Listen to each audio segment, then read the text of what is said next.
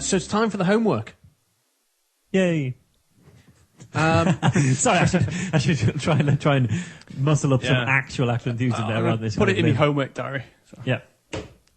Homework. So this week's homework, we want you to tell a friend about homeopathy. Yes, but now, tell them what it actually is. Don't just say, by the way, homeopathy, and leave it there. It does sound like we're promoting homeopathy here, but does. It's what we want you to do. This is something that Andy, who did our sound for us at Skeptics in the Pub. Yeah, and he's very involved with us. He also he blogs on our site if you want to go and read it. And homeopathy is something that Andy's particularly interested in. And he finds, and I agree with him, that when he explains to people what homeopathy actually is, they, one, don't believe him for a start. Yeah. They think he's making it up. And two, they appreciate the absurdity once they because people think it's just a sort of herbal medicine. Yeah. They don't realise what's actually involved in homeopathy. And so we can't expect everyone who listens to the show to know what nonsense homeopathy is.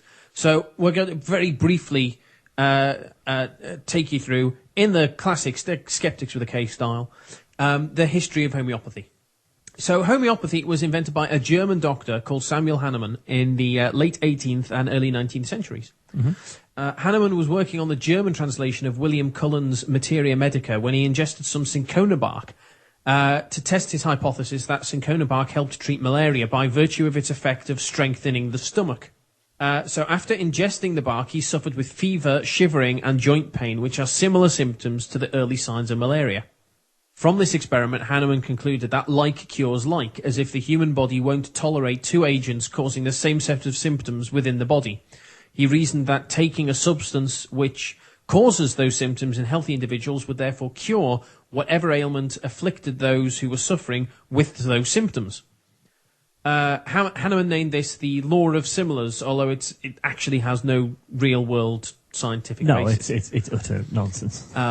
You could like poles repel. There's metaphors you can draw, but it really has no biological plausibility at all. Yeah. He then set about feeding anything and everything to healthy test subjects to see what effect it would have on them. He called this approving. Yeah. That's proving, not approving. No, exactly. Yeah, I mean, if it was approving, it was like, that was quite nice actually. Yeah, was all right. More pepper next time. By noting the symptoms developed by the subject in the proving, he would know what ailments that substance could be used to treat in future. So, dose somebody up with coffee and they have trouble sleeping. So you could use it to treat insomnia. Yeah, which people do all the time. When they want to go to sleep, they have a cup of coffee. Done. Well, the problem with that is dose up an insomniac with coffee and she'll get less sleep, not more. He's not an idiot. Yeah, he thought that far ahead. Yeah, Hahnemann knew this was a problem. So he recognised that the use of substances that cause symptoms similar to an existing disease would actually aggravate the condition of a patient. No really? Fucking shit. Yeah, well done. That was where his science carried on. To remedy this, he advocated the dilution of the substance to the point where the symptoms were no longer present. That's where his science stopped. The dilutions were performed either 10-fold or 100-fold steps. Dilutions of 1 in 10 are referred to as X dilutions after the Roman numeral for 10. So 1X is 1 in 10, 2X is 1 in 100, 3X is 1 in 1,000, etc. Dilutions of 1 in 100 are referred to as C dilutions, again from the Roman numeral C meaning 100, where 1C is 1 in 100, 2C is 1 in 10,000, 3C is 1 in a million, etc. Mathematically, a 2x dilution is the same as a 1c dilution. 4x is the same as 2c, 6x is the same as 3c, and so on. The dilution is usually in water, but sometimes in ethyl alcohol if the solute is insoluble in water. So suppose we start with 16 grams of sulfur, which homeopaths use to treat morning sickness and hemorrhoids. Okay. We dilute 16 grams of sulfur in alcohol because sulfur is not soluble in water, but it's faintly soluble in alcohol.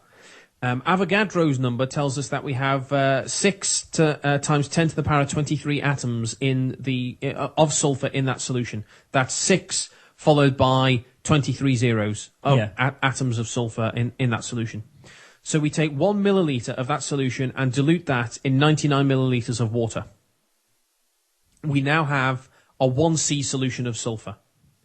We take 1 milliliter of that and dilute that in 99 milliliters of water. We now have a 2C solution, and so on. By the time you get to 11C, mathematically, there are only around 60 atoms of sulfur left in the solution. At 12C, there's a 50-50 chance of there being any sulfur left in the solution at all. At 13C, it's a 1 in 170 chance-ish of being any sulfur left. At 14C, it's a 1 in 17,000 chance-ish of there being any sulfur left in the solution. By 16C, you've got more chance of winning the lottery than finding a single sulfur atom in the solution. And at 30C, which is a common dilution used for sulfur remedies, the chances are so vanishingly small that to all intents and purposes they are zero. There is no sulfur in homeopathic sulfur. You go and buy a pack of homeopathic sulfur off the shelf, there is no sulfur in it. None. Nothing. Not a single, not even an atom of sulfur in that substance. Now, Hahnemann understood that dilutions of the magnitude he used would eliminate all the original substance. Yeah, I mean, it's fine. He's a scientist. He's not an idiot. Yeah. He understood that. He believed, however, that the healing power of the substance could be preserved and actually concentrated by the process he called dynamization. He's an idiot. Is this something he made up at that time? It wouldn't surprise me. Hahnemann believed that the physical disruption of the solution during the dilution process could release a spirit-like dynamic healing force contained within the substance. He believed that even after it had been completely removed from the solution by enormous dilution, this healing force would remain. The dynamization process could be induced by succussion of the solution between dilution steps. Now, succussion is a process of agitating the freshly diluted solution by wrapping its container hard against a hard but elastic surface, such as a leather-bound book. Like, I think Bibles were commonly used. I think so. And what they would normally do as well is you hit it 10 times in one direction, then 10 times in another direction, then 10 times, so you've done it on all three axes, to release the spirit of the sulfur into the water. Mm-hmm. He called this the law of infinitesimals. Now, these are the three principles of homeopathic medicine: the law of infinitesimals, the law of similars, and succussion. None of them stand up to scientific scrutiny. No. And in fact, if they were demonstrably true, they would totally undermine everything we know about chemistry, human biology, and pharmacology. And maths. And mathematics. And probably physics. It's not just a case that homeopathy is an unproven modality. It's completely absurd. Now, there is always the possibility that science has got it completely wrong. In which case, what we need to do is do the clinical trials for homeopathy and see if it actually works. See if, you get 1,000 patients, you split them into two groups, half of them are treated with homeopathy, half of them are treated with placebo, and see what happens. And what happens is, on the best designed studies, the most rigorously designed, double-blind, placebo-controlled, randomized trials, it comes out exactly in line with placebo. There is no effect from homeopathy. Yeah. So not only is it implausible, it also doesn't work. Yeah.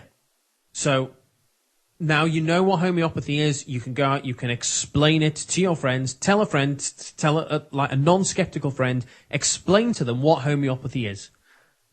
Because genuinely, we find that people don't know. People think you're lying when you tell them this stuff about diluting it until there's nothing left, about hitting it against the Bible 10 times in several different directions, about like curing like. You take caffeine to cure insomnia. You use onions to cure hay fever.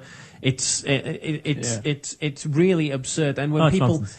appreciate how absurd it is, it makes it much easier to convince them that it's actually nonsense and it doesn't work at all.